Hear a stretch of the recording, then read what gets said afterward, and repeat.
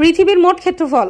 প্রায় 51,10,00,000 বর্গ কিলোমিটার এবং এর মধ্যে ভূমি রয়েছে 148.9 মিলিয়ন বর্গ কিলোমিটার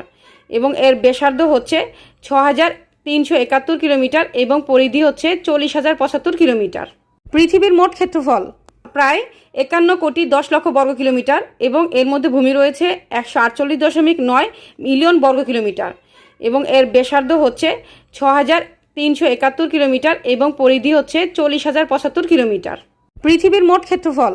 প্রায় 51,10,00,000 বর্গ কিলোমিটার এবং এর মধ্যে ভূমি রয়েছে 148.9 মিলিয়ন বর্গ কিলোমিটার এবং এর ব্যাসার্ধ হচ্ছে